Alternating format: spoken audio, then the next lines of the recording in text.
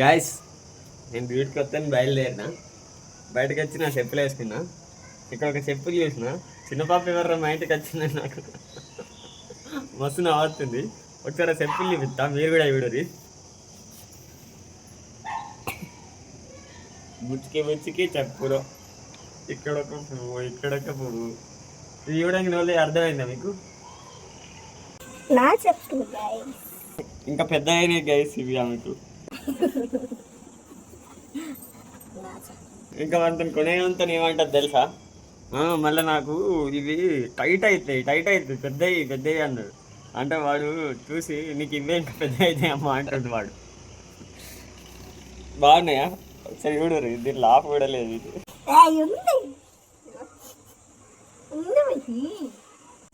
నా చెప్పులు బాగున్నాయి.